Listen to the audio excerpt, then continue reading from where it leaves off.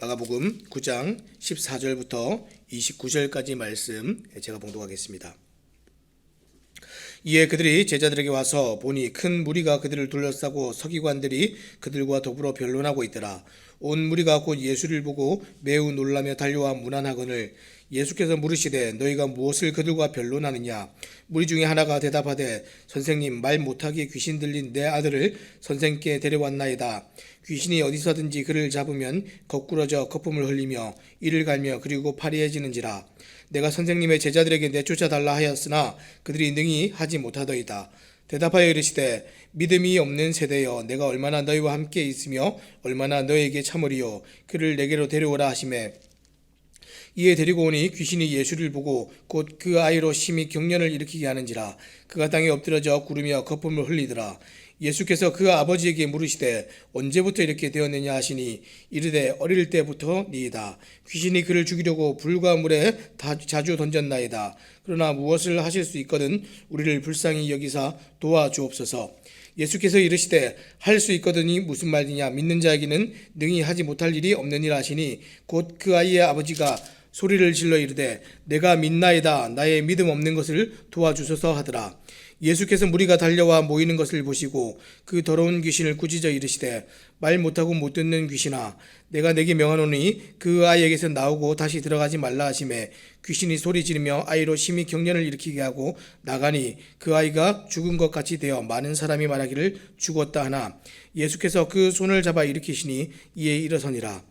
집에 들어가심에 제자들이 조용히 묻자오되 우리는 어찌하여 능히 그 귀신을 쫓아내지 못하였나이까. 이르시되 기도 외에 다른 것으로는 이런 종류가 나갈 수 없느니라 하시니라. 아멘. 오늘 우리가 믿음으로 사는 세상이라는 제목을 가지고 함께 말씀을 나누기 원합니다. 우리가 어저께 본문에서 이 변화산 사건을 통해 장차 우리에게 있게 될 영광에 관해서 생각해 보았습니다. 그리고 이 장차 있을 그 영광이 지금 이 땅을 고난 가운데 사는 성도들에게 소망이 되게 한다는 것을 우리가 또 생각해 보았습니다. 그럼에도 불구하고 이 땅을 살아가는 현실은 그렇게 만만한 것이 아닙니다. 우리도 그 영광을 알고 있지만 이 땅의 현실이 더 선명하고 생생할 때가 있습니다. 왜냐하면 우리의 힘으로 감당할 수 없는 일이 많고 우리가 원치 않고 계획하지도 않은 일이 많이 일어나기 때문에 그렇습니다. 그때마다 우리는 믿음으로 반응할 때도 있지만 이성적인 사고와 인간적인 경험을 의지할 때도 많이 있습니다. 하지만 이 믿음을 벗어난 우리의 이 성급한 선택들이 우리를 더 큰 어려움과 실패에 빠지게 한다 하는 것을 우리는 기억해야 됩니다. 변화산에서 영광 중에 있던 이 제자들과는 달리 오늘 이 예수님이 부재 중이신 산 아래의 제자들은 큰 어려움을 당하고 있었습니다. 이유가 무엇입니까? 이 제자들에게 믿음이 없었기 때문에 그렇습니다. 자, 14절 말씀 제가 읽겠습니다. 이에 그들이 제자들에게 와서 보니 큰 무리가 그들을 둘러싸고 서기관들이 그들과 더불어 변론하고 있더라. 예수님과 이 세 제자가 산 아래로 지금 내려왔을 때 이 산 아래 남아있던 제자들은 이 큰 무리에게 지금 둘러싸여 있었습니다. 그리고 서기관들이 제자들과 변론을 하고 있었습니다. 자, 이 장면은 마치 모세가 시내산에서 내려왔을 때 이 산 아래에서 이스라엘이 아론을 둘러싸고 신을 만들려고 강요하던 그 장면을 연상케 합니다.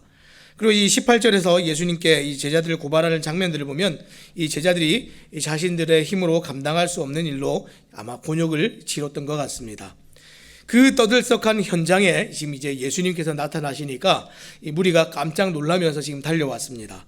그때 예수님께서 너희가 무엇을 그들과 변론하느냐 하고 물으셨습니다. 이 질문은 이제 원어에서 너희는 무엇을 다투었느냐 이런 말로 지금 번역이 됩니다. 이 질문의 대상이 지금 제자들인지 지금 서기관들에게 물어본 것인지 그것은 이제 분명하지 않지만 이 다시 마가는 질문을 내용에 지금 집중시키고 있습니다. 어떤 내용이었습니까? 지금 제자들과 이 서기관들이 논쟁을 하고 있었다 하는 것입니다. 그리고 그 논쟁의 쟁점에 되었던 사건을 무리 중에 한 사람이 이제 설명을 하기 시작합니다. 자, 17절 18절입니다. 무리 중에 하나가 대답하되 선생님, 말 못하게 귀신 들린 내 아들을 선생님께 데려왔나이다. 귀신이 어디서든지 그를 잡으면 거꾸러져 거품을 흘리며 이를 갈며 그리고 파리해지는지라. 내가 선생님의 제자들에게 내쫓아 달라 하였으나 그들이 능히 하지 못하더이다.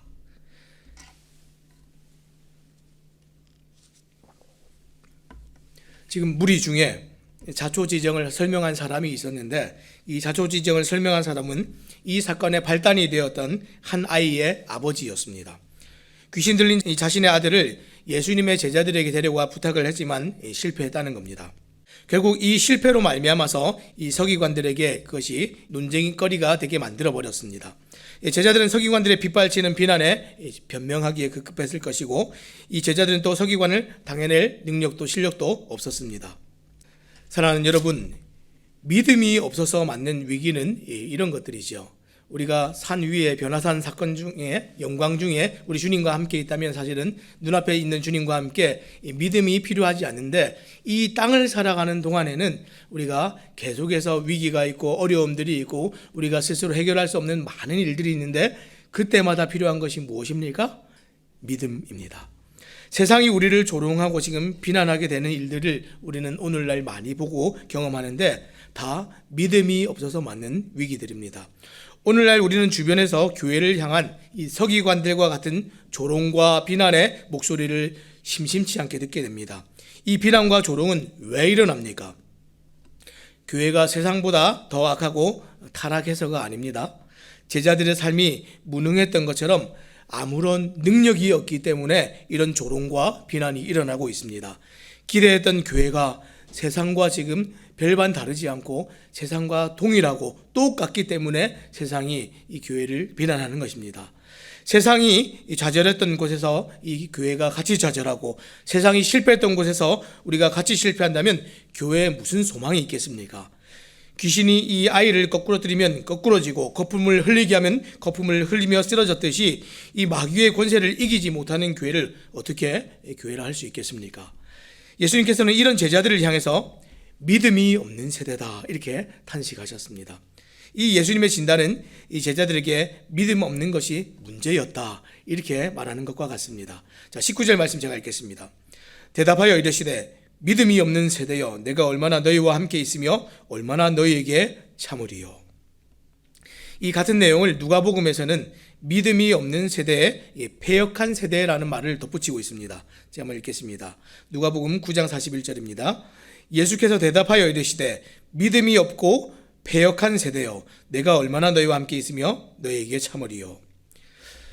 예수님께서는 이 현장을 보시고 믿음이 없는 세대, 그리고 패역한 세대, 이 패역한 세대란 말은 이 뒤틀리고 비뚤어진 세대 이런 뜻입니다. 이 말씀을 들었을 때 제자들은 아마 이 신명기 32장 말씀을 떠올렸을 겁니다. 이 신명기 32장 말씀은 이 이스라엘에 대한 고발장인데 이렇게 기록이 되어 있습니다. 자, 신명기 32장 5절입니다. 그들이 여호와를 향하여 악을 행하니 하나님의 자녀가 아니요 흠이 있고 삐뚤어진 세대로다. 또 신명기 32장 20절에는 또 이렇게 기록합니다. 그가 말씀하시기를 내가 내 얼굴을 그들에게 숨겨 그들의 종말이 어떠함을 보리니 그들은 심히 패역한 세대요 진실이 없는 자녀이미로다.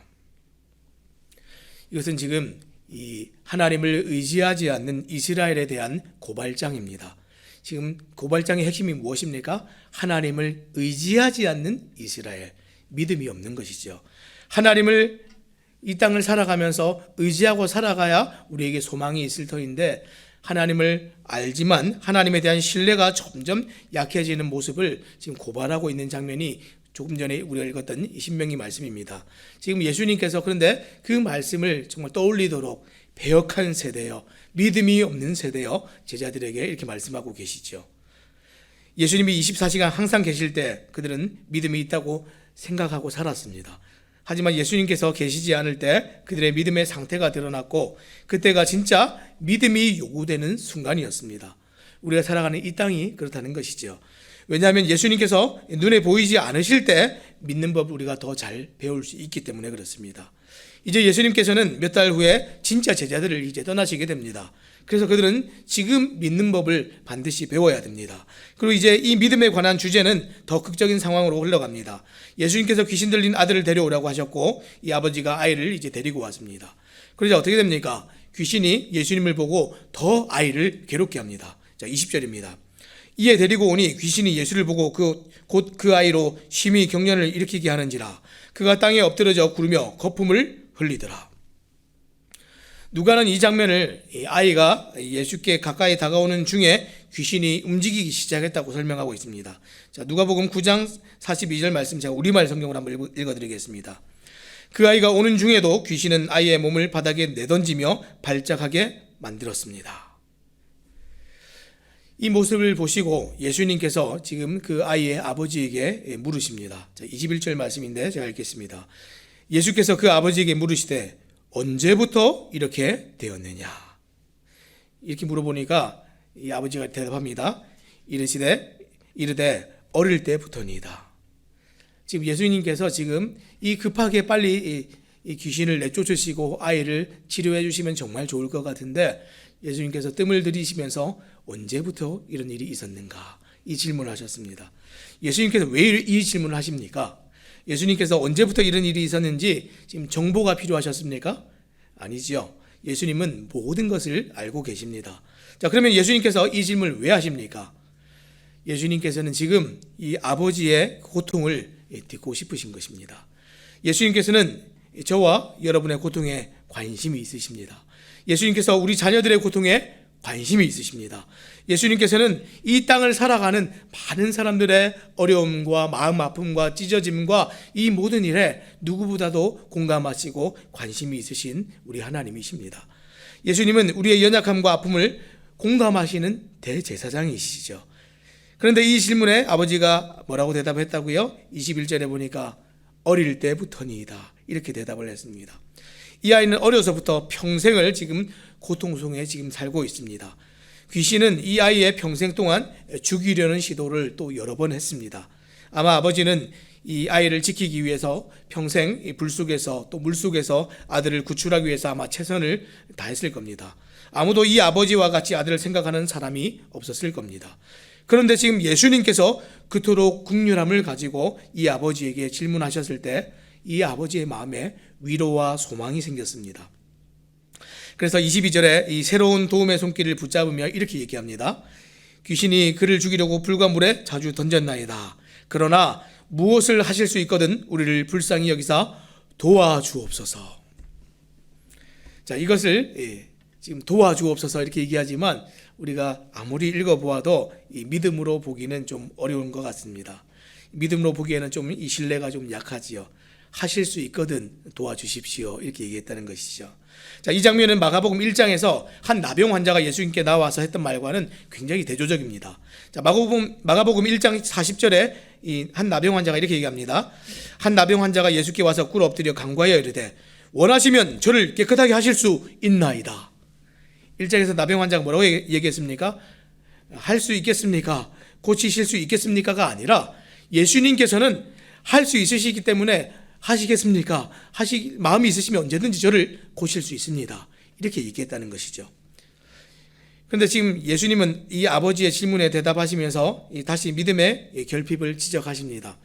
이 아버지는 믿겠습니다. 고쳐주십시오 이렇게 얘기하지만 굉장히 약했다는 것이죠. 그래서 23절에 뭐라고 지적을 하고 있습니까?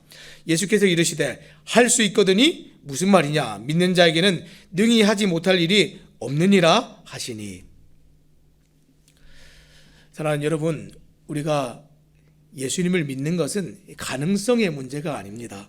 우리의 믿음은 어떻습니까? 우리의 믿음은 많을 때도 있고 적을 때도 있고 강할 때도 있고 약할 때도 있습니다. 하지만 우리 주님의 능력은 결코 모자란 적이 없습니다. 지금 예수님께서 하실 수 있느냐 없느냐의 문제가 아니라 우리가 그분을 믿는가 믿지 않는가의 문제입니다. 그래서 이것은 믿음으로 오는 예수님의 능력에 접근하는 문제입니다.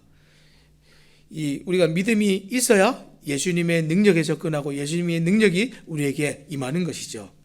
예수님은 그 전에 이 믿음이 없는 사람도 많이 고쳐주신 적이 있습니다. 그런데 지금은 왜 믿음을 명령하시고 지금 가르치고 있습니까? 예수님은 이제 떠나실 것이고 제자들은 믿음을 사용해서 이 땅을 살아야 되기 때문에 지금 오늘 특별히 믿음을 강하게 조명하시고 이 믿음을 강하게 가르치시고 믿음을 강하게 요구하고 계십니다. 이것이 이 땅을 살아가는 방법이죠.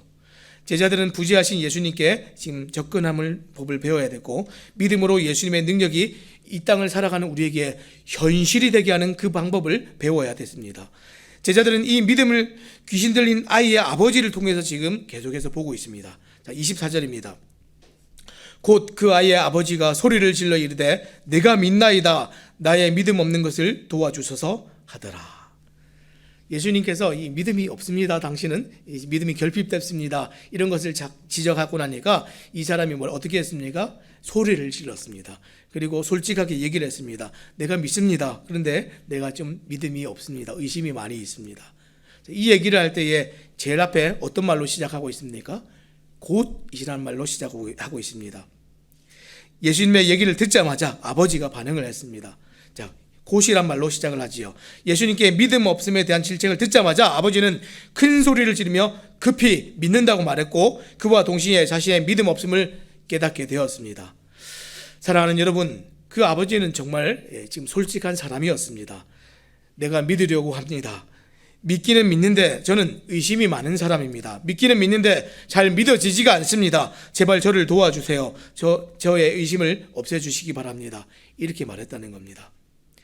사랑하는 여러분, 이 땅을 살아가면서 우리의 믿음이 늘 불완전합니다. 언제나 이렇게 늘 강건하고 견고하고 이러면 좋을 텐데 좋을 때도 있고 나쁠 때도 있습니다.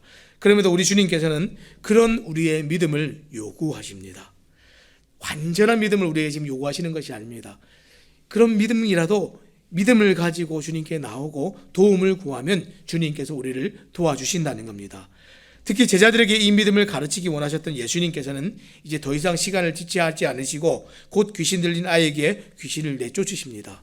그리고 이 모든 사역이 끝나고 지금 이제 집에 돌아오셨을 때 제자들이 정말 낮 시간 동안에 궁금했던 것을 예수님께 묻습니다. 자, 28절입니다.